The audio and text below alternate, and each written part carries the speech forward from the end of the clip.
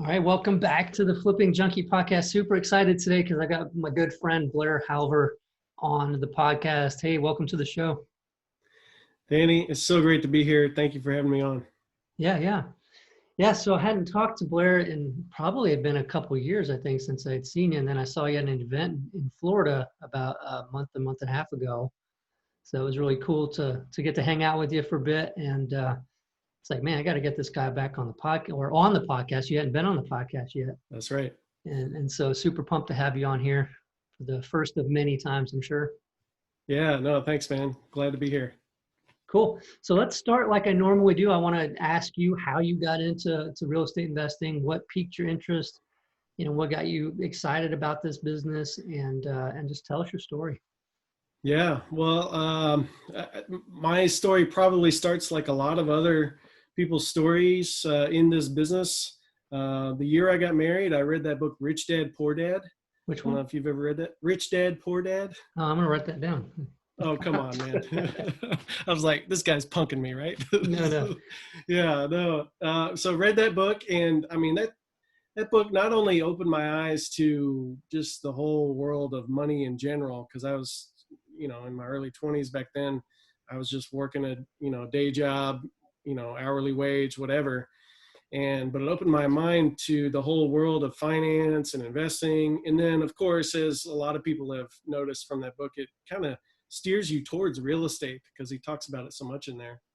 And so I started going down that whole rabbit hole and, went and spent $50 going to my first weekend seminar, and then, got upsold to the $10,000 3-day event in Texas and, all this stuff. And, so I started going down that whole path that I think a lot of folks do.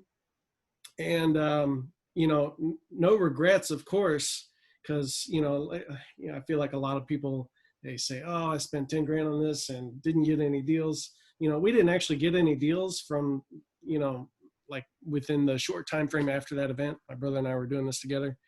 But I wouldn't do it any other way. It's like that provided the foundation that led me into everything else. But before I even got to everything else, funny story, we did finally end up doing, I don't know, 2 or 3 wholesale deals. I was living in Los Angeles at the time, but we're having such a tough time in LA finding these deals because we didn't know what the heck we were doing.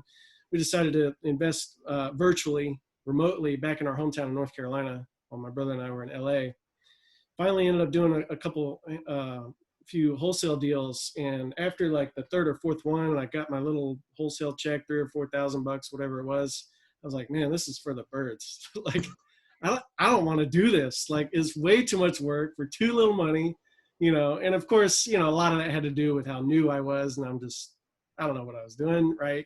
You just try to figure it out as you go along. But one of the things that experience taught me was that the part of the business that I enjoyed the most and that I felt I was the best at was the actual marketing part of the business and the lead generation.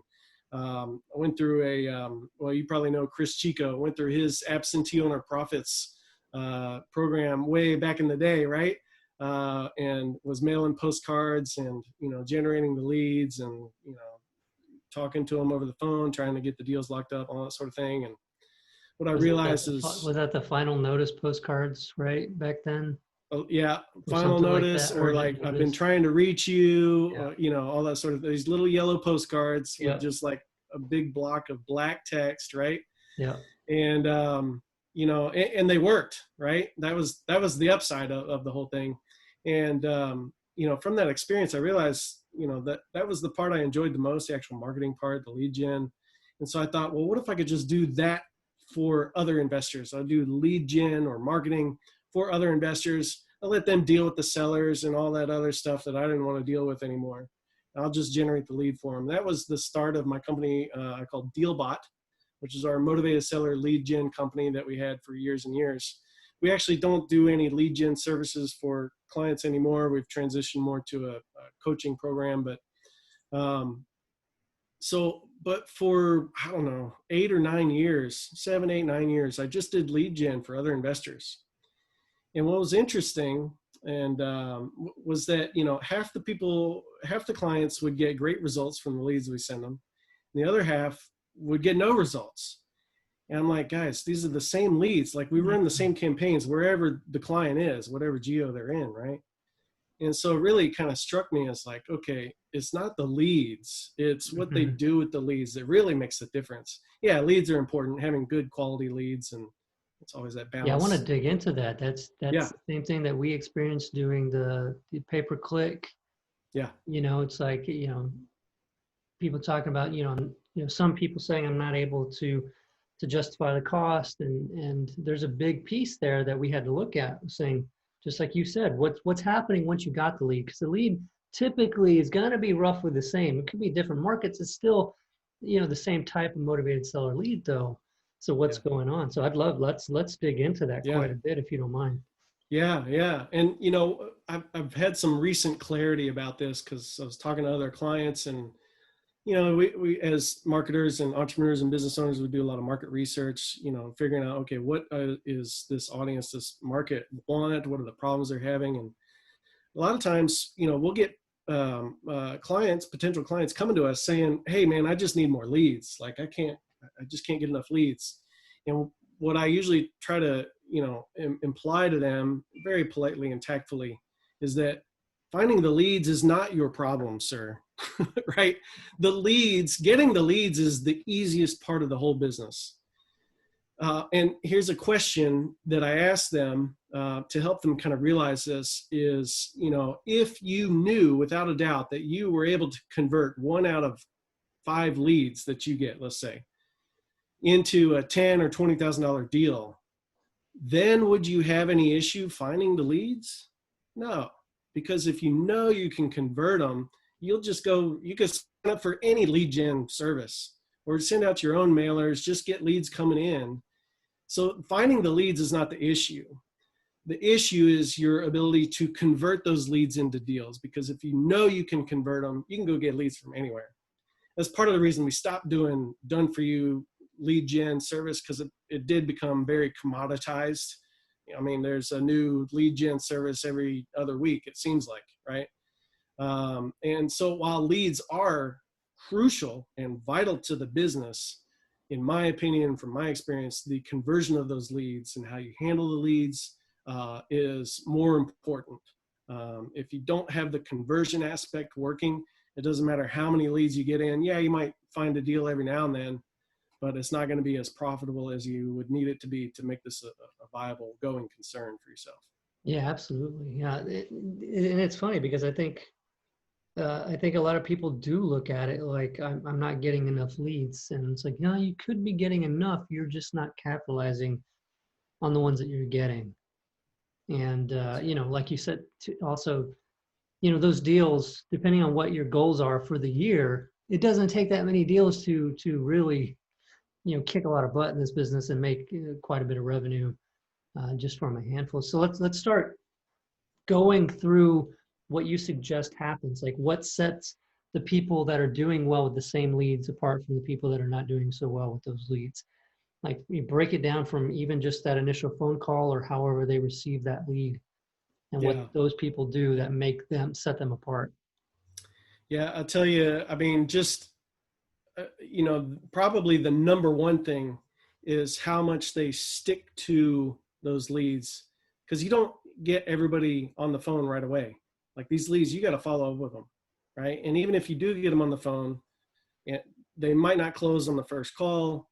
You're going to follow up with them, follow up with them, follow up with them. Like that is probably the number one thing, right? Is just sheer perseverance and determination in getting the conversation with the seller to a conclusion.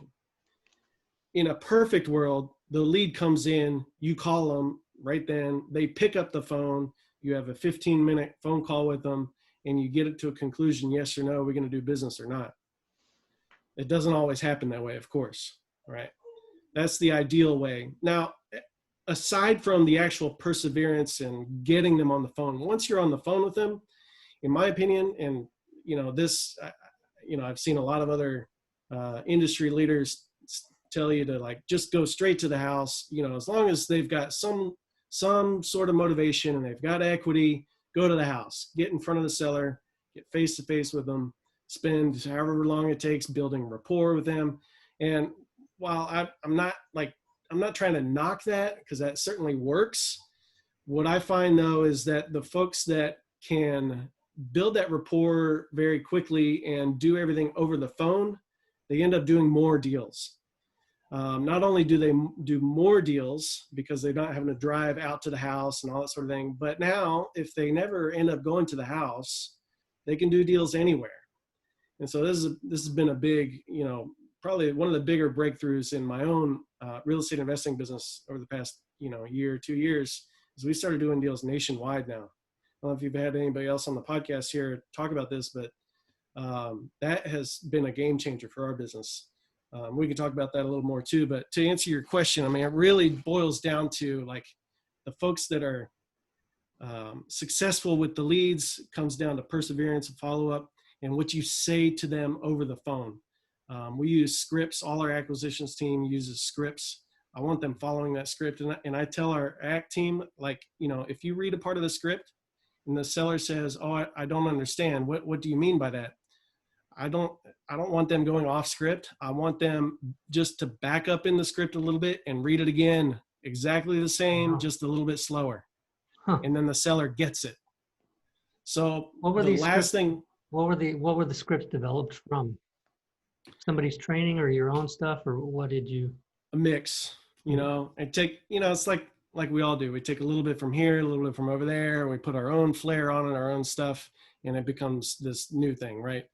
So, but it really, if you're familiar with sales, there's a concept called a two-step sales process. We have a discovery call and then a prescription call, so to speak, or a presentation. It's the same process we use in our own business, our house business. And a lot of times we can combine those two conversations into one phone call, whether it's 2 phone calls or 1 phone call, doesn't matter, but we're asking them diagnostic questions, ask the seller, and then prescribing a solution in a certain way that makes sense to them, for them to be like, yeah, why wouldn't I do this, right? So that's where I see is the biggest differentiator for investors who could take any lead that from any lead source or whatever and turn a healthy percentage of them into deals. So do you think that part of the reason why that works so well is because you're giving the seller confidence that you're able to solve their problem because you're providing solutions on the call rather than saying, let me get out there and see what's what? That probably plays into it, and part of the reason, and, I came up under Ron LeGrand. He's been my main mentor in the business. I don't know if you've been through any of his trainings or his events, but, his whole thing is like, look, we don't go to the house. And he still tells you to go to the house because he's very local minded. Me, I'm all virtual. I don't do local anymore unless a deal just pops up in our area from our marketing. But his whole thing was, don't even go to their house until with 80, 90% certainty that they're going to do the paperwork with you right then, right? Otherwise, there's no point in going to the house if you haven't worked out at least the general numbers of the deal, whether it's a cash deal or a terms deal, that sort of thing. You end up just spending too much time driving to the house, meeting with the seller, doing all that sort of thing. Plus, in my opinion, I think it puts you in a weaker negotiating position if you're ready to just drop whatever you were doing and run out to their house the moment they call.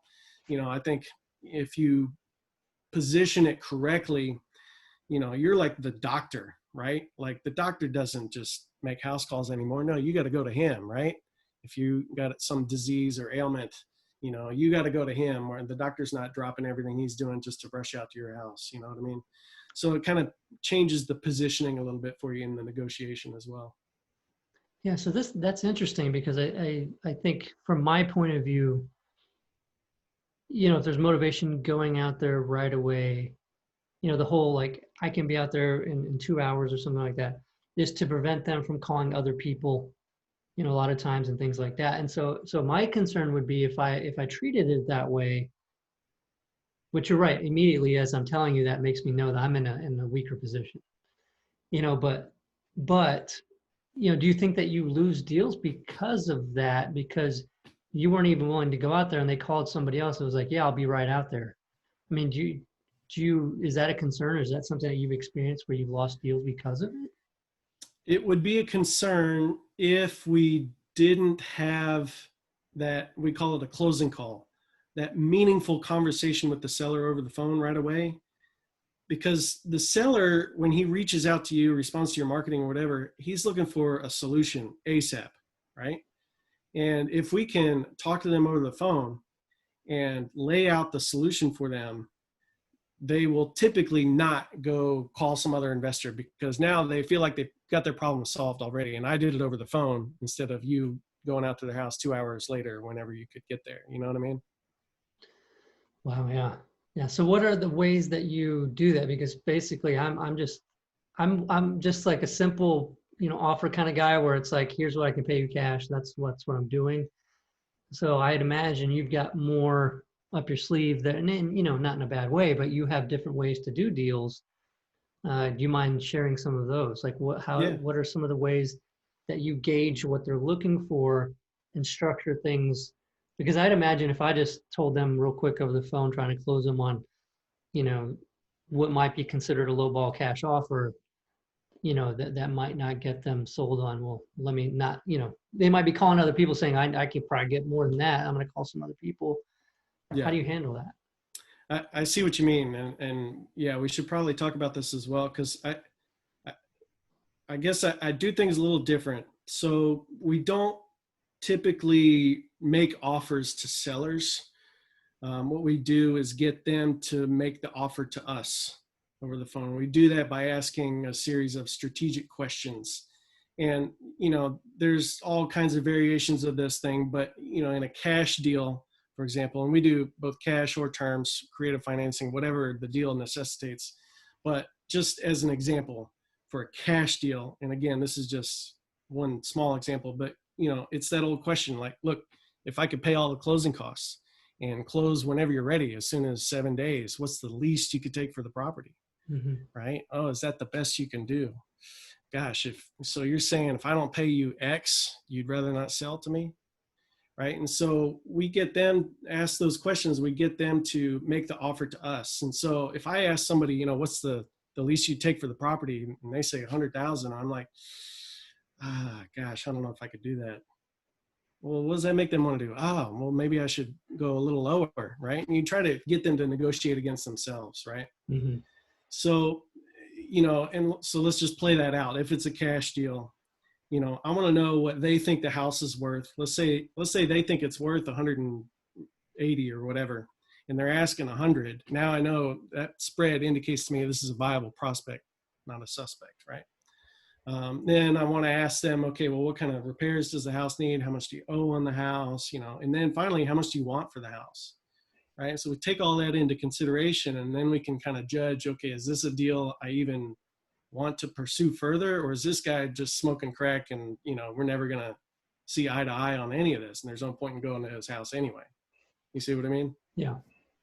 So, if it ended up playing out as a cash deal like that, and we got, I asked the seller all the different questions to get him to come down as low as he can go. And maybe he comes down and we're within 5, 10, 15, 20K or whatever of where we need to be, then maybe we'll go out to the house. But we're not going to go out to the house until we know what the seller wants, right?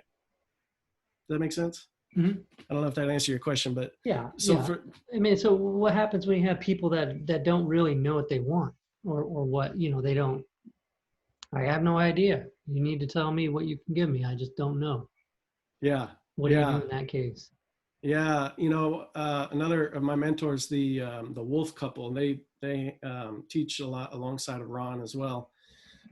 They have a phrase they like to use, and I thought that was so appropriate, is that when you get these sellers and you just ask them, what's the least you could take for the property? Well, what did you want for the property? Well, what would you need to walk away with? Or, how much money would you need to like make this all worth selling? Or, all these different questions. But eventually, if somebody is just like, some little old lady sitting in her recliner, I just don't know.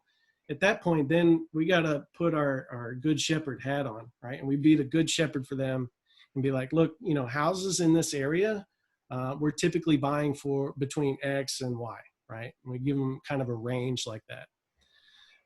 So eventually we kind of guide them a little bit if they're just not getting it. but that's a rare case. Usually when the guys, probably the guys you're talking about are like just reticent to even say a number first because they know whoever says the number first loses. Those kinds of guys, I'm not saying a number, and I'll die before I say the first number, right? I want to make them say it. And, maybe we miss a few deals that way, but we don't know it, so it doesn't bother us. Yeah. You're getting enough anyway, right? So we're working out for you. Yeah, and the cash deals are great. I'm a big fan of creative financing, terms deals, and it's the same kind of thing there. It's like, what's the least you take for the property? We usually put nothing down, all right? Well, what's the least you take on the monthly payment, right? How long can you give me to pay it off? That sort of thing. You find out those questions ahead of time before you head out to the house, or if we're doing virtual deals nowadays, especially from the pandemic and everything, and now that we do deals nationwide, of course, we're not going to the house. We just do a video walkthrough. We'll do like a FaceTime video call with the seller and just look around at the house and then get the paperwork signed over email or whatever. Wow. Yeah.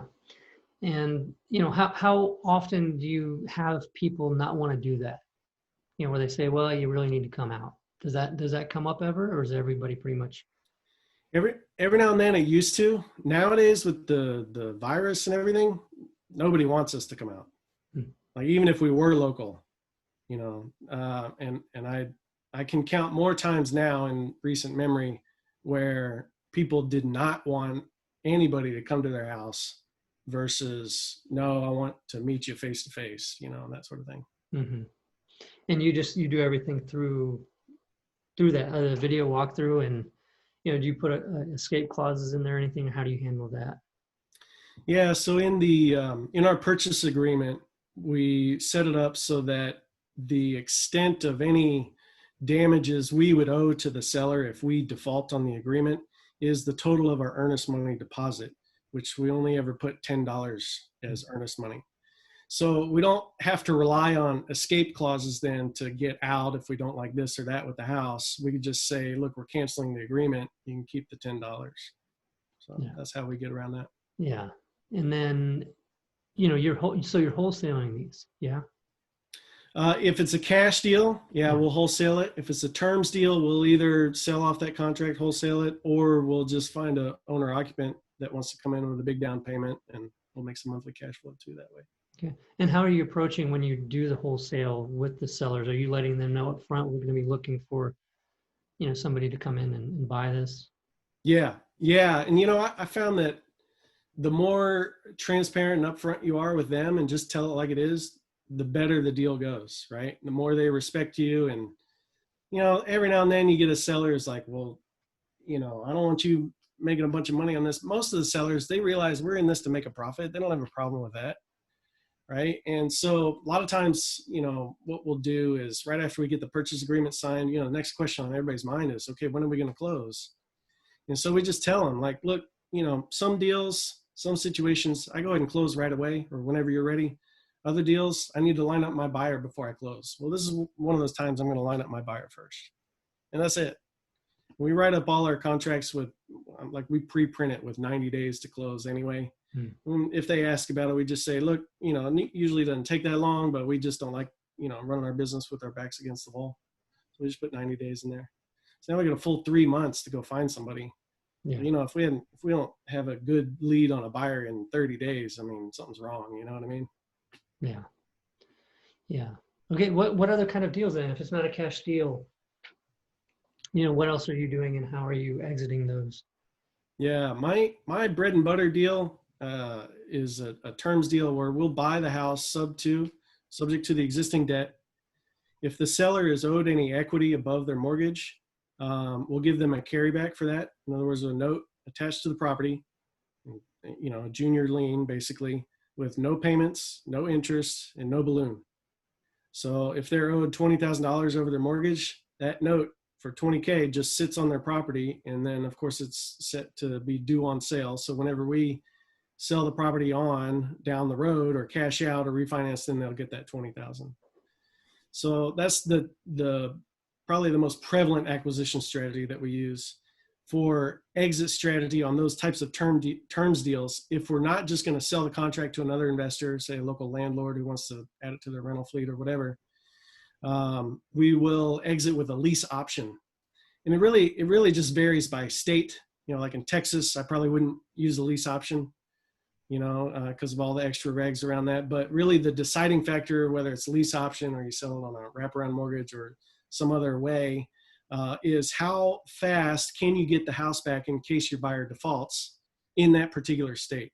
Here in North Carolina, lease option is the most favorable way to go for us, because we can just do an eviction and cancel the option and get the house back if the buyer doesn't end up paying. So I love lease options. A lot of investors think they're small money.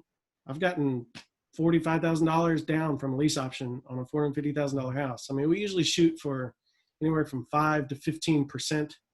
So shoot for an average of 10% down on a lease option. And a lot of guys will tell you, man, it's too much, too risky, whatever. We haven't had that issue. And if we did, say we got a big down payment from somebody, and other investors will tell you, oh, that's risky. What if they come back on you or whatever? We'll just keep half in your reserves, right? For any rainy day fund, you know what I mean? So, but better to get the cash now, and then you can decide what to do with it later, in my opinion. Yeah. Well, there's a couple of things that you had said that, I think is interesting for people to hear, including myself, talking about doing there's equity owed them having that, that second position loan or lien on the property, and like saying that there's no balloon, there's no, there's no payments, no interest, and all that kind of stuff. And like people don't say, hey, wait a minute, I'm not, like I might not get this money for a very long time. Like there's no concern like that's, and the reason why I'll say that people can hear it, because I think a lot of times we talk ourselves out of doing an offer like that because we feel, oh, who the heck would accept this? And we kill it before we even give it a chance to even happen. Yeah. And you're not alone in doing that. And the way I look at that is like, you're trying to think too much for the seller. Mm-hmm. Like you're trying to decide for them. The better way to go, in my opinion, is to just tell them what you can do for them, and then let them decide if that's going to work for them or not, right? So that carryback with no payments, no interest, no balloon, I mean, it's really simple in our script. We just, by the time we get like halfway through the script, we've talked about, okay, what's the least you could take for the property? Okay, so let's say they're down to $100,000 on their asking price. But they owe $80,000 on this house. So you just kind of do a little, and you'd like play it up over the phone. Like, oh, okay, so 100,000, and then you owe the 80. So that leaves a difference of about $20,000, I guess.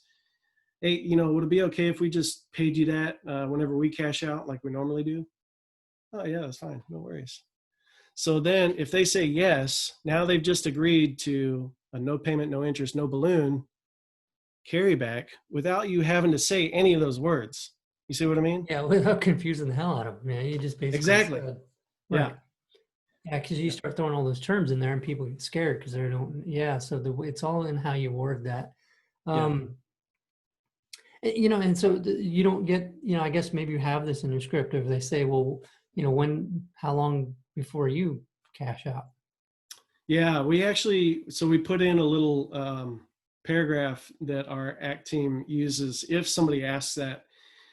It's kind of a tricky thing because you don't want to program them to expect any sort of time frame, but you want to give them an idea of what your plan is with the property so that they can understand, okay, well, it might be this long or that long. We let them think of what that is. If I tell them it's going to be 6 months, then they're thinking, okay, 6 months I'm getting cashed out, or 12 months or whatever. So I don't want to say any numbers to them. But what we do is we tell them, like, look, what we do is work with lease purchase buyers. These people need help qualifying for a loan. What we're able to do, and with your help, we can give them the home of their dreams while they're working on restoring their credit so they can get qualified for a mortgage and cash us both out. So we kind of explain what our plan is with the property, and they can understand that, okay, this might take a little time. I'm going to be patient because I trust Blair, and he's going to pay me the $20,000 he owes me, whenever he gets cashed out. Yeah, I like it. I like it. Any other tips on closing more deals with the same amount of leads?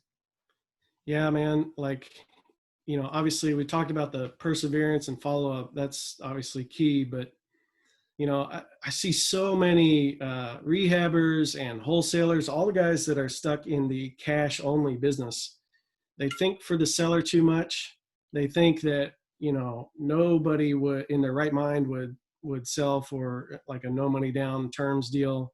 It's all about cash. Well, what if the seller doesn't have enough equity for you to do a cash deal?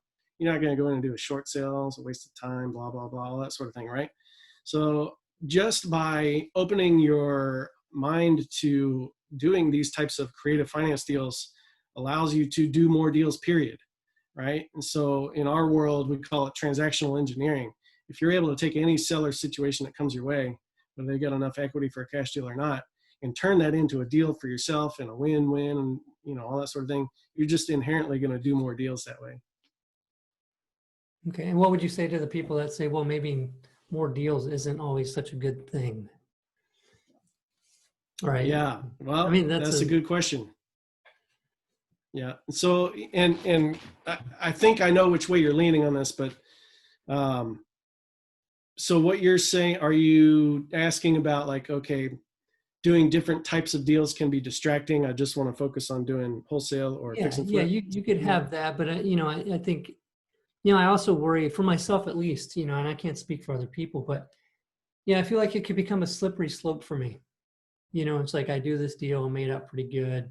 There wasn't much equity, but I know that, over time that this is going to appreciate and, I'll be safer there. And if I do a ton of those and I start getting it less and less equity, like could put me in a pretty tough spot where if I, have people not pay me and enough of those stack up, it could domino pretty quick. Yeah. Okay. I see what you're getting at. So whenever we exit on a terms deal, like a lease option or wrap or whatever, our whole goal is to maximize that front end cash payday, that down payment from the buyer. And then everything after that is just gravy. The monthly cash flow, any back end equity that you might get if and when your buyer cashes you out, if they ever do. Most don't. That's all gravy. We don't count on that for running our business at all. So if we get into a position with a deal where, we've got it under contract, we're marketing to find our lease option tenant buyer, and we're going to line it all up before we close anyway. But let's say we get 30, 60, 90 days down the road, and the best buyer we found over here only has like $3,000 down to give us, is not enough, right? You want that big cash injection in the front end. I talked about it earlier, put some of it away for a rainy day just for that property, and do that on every property, right? You mentioned equity build up and that sort of thing. Again, the appreciation, in my opinion, is gravy. Like we're doing this for the cash flow and the upfront payment. Like, if we're not clearing, I don't know, $200 or $300 a month minimum on the cash flow, it's probably not worth doing the deal either. But especially if you can't get that big front end cash payday, it's not worth doing the deal. Yeah. But in a lot of folks, I know a lot of investors will differ with me on this, but equity in rentals, I'm not saying it's a bad thing. Obviously, it's a good thing. What I am saying is like that nothing beats cash in hand, right? I would rather take all my equity today when in cash as opposed to leaving equity in a property, because I want to hold the cash, because the equity is paper. Like the equity could vanish tomorrow, or whenever whoever gets elected next, I don't care either way. Stuff happens in the marketplace, makes values go up and down, that sort of thing. So to me, I want to capture as much equity, just looking at it from the perspective of a landlord who goes and puts 20% into a property on a down payment traditionally. I don't want to bury any cash or equity, as little equity as possible, in my investment properties. I want to suck as much cash out of them as possible. And then what do you do with that cash? Save and tithe and spend, right? Save for a rainy day, tithe and spend. The Save for a wife, rainy day. the, That's the important piece. Yeah. And then pay yeah, yourself, exactly. right? Yeah. Profit Yes. first. Um, the other question I had for you that it's like buying nationwide, doing these creative deals. Uh, are there limits to the level of rehab? Are you guys even doing rehab? Are you turning around and lease optioning and stuff, and the people come in know that they're getting a deal because it needs a little bit of fix up? Yeah, we don't, I mean, we really don't fix up any houses anymore. We just sell them as is, even if it's to an owner occupant. And so because of that, we'll look at houses that need a lot of work. I mean, that are so bad that, even a handyman wouldn't want to move in and fix it up while he's in it. Then you're going like the full on, fix and flip route, whether you're going to wholesale it or take it down yourself, either way, but it's a cash deal as opposed to a pretty house terms deal. Right, because you But the houses need over here on something, these, you need something livable. yeah, and that's the main thing. Could somebody move into it now? Whether it doesn't matter what it looks like. We sold houses on lease option where like, it was just subfloor, and the buyer loved it because they wanted to put in their own carpet. So you just knock a little off the price, and they're happy. When they feel like they're getting a deal and they get to do what they see on HGTV. That's right, exactly. And they didn't have to go to a bank to get a loan. Yeah, They just gave me 10 grand. you're They making get to me want move to buy the in. place with just the subfloor. Yeah, that's right. That's right. Yeah, no. Yeah, that's awesome. No, it's interesting to hear that. And I think going back to where we started with all this, it's that picture of having the machine that we build, right, with the different levers on it. And a lot of us are over here messing with this lever on the front. It's called leads. And we're like trying to jam it, down more, and it's just not going down more because we're thinking that's the thing that's causing the clog, right? It's not going through the machine because of this lever here, but really it's these other levers that we have. And it sounds like you've built a machine with even more levers on it. Well, maybe, but I'm constantly trying to figure out how do we simplify this? Simplify. I feel like simplification is a big proponent of allowing you to grow your business. For example, the only lead gen source we use now is Facebook ads. We used to do direct mail, SEO, PPC, Google ads, all that sort of thing. Now it's just Facebook ads. All our deals come from that. And part of the reason is because since we're going nationwide with our targeting, what that really did for us in terms of changing the economics of the business so much in our favor was it dropped our cost per lead by like 90%. So instead of paying 50 to 150 bucks a lead in local geographic targeting, whether it's direct mail, Google ads, or even Facebook, if we go nationwide, our leads are 5 to 10 bucks a piece. So when you have the ability to generate a motivated seller inbound web form submission over Facebook for 5 or 10 bucks, now all of a sudden you can play a little more fast and loose, right? Like you don't have to worry so much about your marketing producing a profit because, okay, let's say this week the campaign bombs. Okay, we've only lost $150. It's not going to take us out. You know what I mean? Yeah. Well, that's incredible.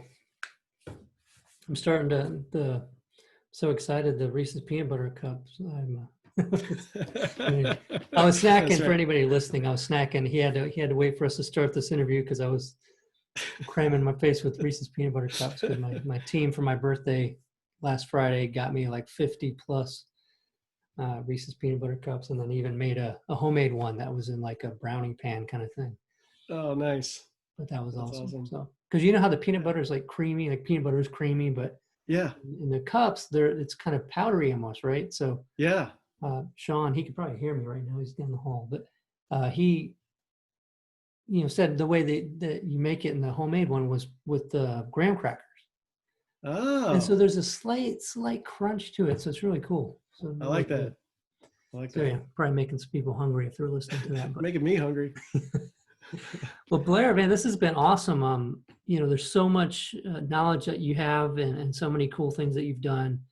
And, I like how you've taken from people, different aspects of how they talk about, they do things, and then finding a way to make it fit what you do and what you like to do. And I think that's awesome. I think everybody should really spend time doing that instead of just thinking they've got to follow one set thing and it either works or doesn't work. It's got to be more fluid and creative than that.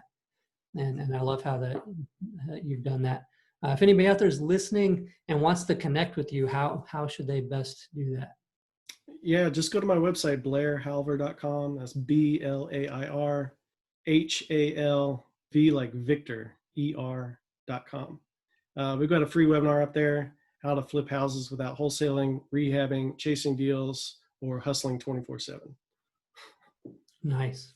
Yeah. That's cool. I'm going to have to check that out because I have not yet, but I will. Yeah, man. Yeah. So that'd be awesome. All right. Well, thanks again for taking the time to share with all of us. We really do appreciate it. Yeah, no, thanks so much for having me on. And man, anytime. This is awesome. Cool. Yeah, I'm sure I'm going to have you back on, man. I want to find out a little bit more about the Facebook stuff and all that. So yeah, let's do it. Right. Well, have a good one. All right. Thanks. Bye.